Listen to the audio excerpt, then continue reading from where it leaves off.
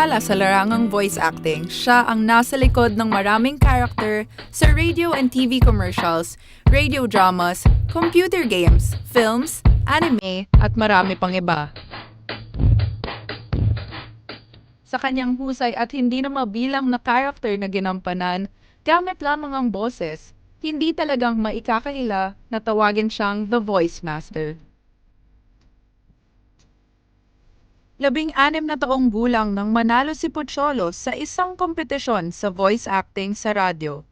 Simula noon ay nagpatuloy na ang kanyang career bilang dubber at translator sa iba't ibang telenovelas at children's programs. Nakapagtapos ng kursong speech communication sa University of the Philippines. Can you give us a brief background? Ano para sa'yo ang voice acting?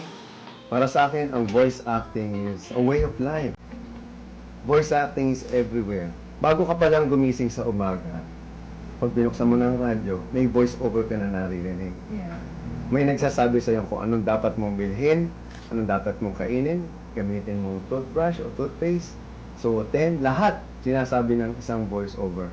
Imagine mo ang isang radyo o TV na walang boses.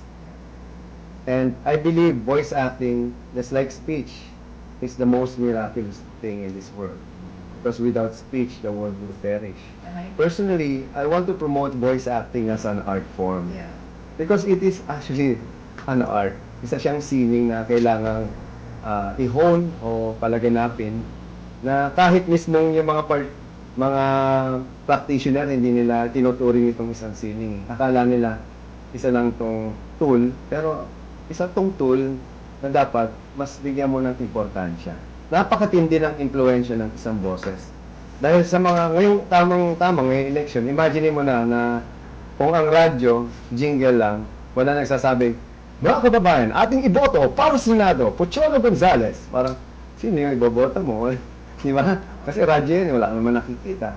So, kailangan sabihin mo yung pangalan ng tao. Pumapasok din dyan yung telepono. Paano kung yung telepono wala nagsasabing, the subscriber cannot be reached? Hindi mo alam kung ano nangyayari ngayon doon sa tao. Hindi mo alam na wala pa siyang signal. Yes. O kaya, leave a message after the beep. So, hindi mo na alam kung ano gagawin mo. And that's one form of voiceover or voice acting. What about you? What inspired you to go into voice acting? Nagsimula ako nung bata ako. Kasi wala kaming TV sa bahay. So, lagi akong nakikinig ng radyo. And the only form of entertainment that I have is the radio drama. Yun yung napapakinggan ko yung gabi ng lagim. Yung tipong, isang gabi ng lagim, si Utoy at si Lolo Tasyo ay naligaw sa kagubatan. Nako po, ayan to na, ginabi tayo. Lala, pasensya na po kayo kasi ang sarap po maglaro sa puno Ayan to na, ginabi tayo. Lala, may master laro! Sino kayo? Anong ginagawa niyo dito? So, ginagaya ko siya. Eventually, hindi ko nare-realize na nadi-develop pa yung voice acting skill ko. And at a very young age of 7, ganun na ako, nag-iba-iba na ako. Tapos mahilig akong manood ng mga cartoons. Nagaya-gaya ko yung mga narito. For example, sila Mickey Mouse. Yung, hey, come on, Pluto, let's go! Tapos si Pluto, tapos si Goofy, Glorious! Di ba? Yung Donald Duck, yung di ba, ganun?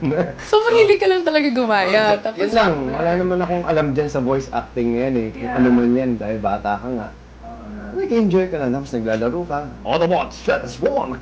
Di ba? So, akala mo, wala lang yun. Pero yun pala, nadidevelop yung voice acting ability. isa si Pocholo sa mga nagtaguyod ng Voice of the Youth, isang programa sa radyo na kalaunan ay naging organisasyon. Siya ang kauna-unahang Filipino na naging speaker sa Voice 2012 VoiceOver International Creative Experience sa Disneyland, California, kasama ang mga sikat na American voice artists.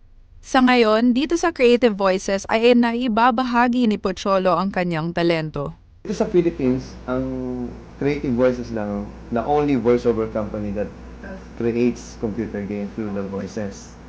Kami ang gumawa ng mga Sega games. Naka-anim na kaming project with them. Yun yung narinig nyo na, find the hole, we are under attack! Ganun yun. Alpha, this Bravo, we're going in. Isipin mo mga Pinoy yun, ako yung nag-direct no.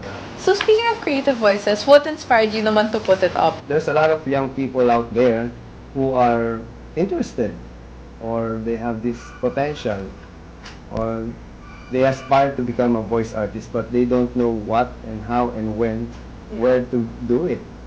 I just want to give them an opportunity by giving them the right venue, the right opportunity, and the right system, and the right knowledge and skills by teaching them the basic of voice acting. So doon na pumasok yung voice acting school. May program kami na tinawag na VoiceWorks Basic Voice Acting Workshop. And so far, we have more than 700 graduates and almost 200 are active in broadcasting, in advertising, in marketing, name it.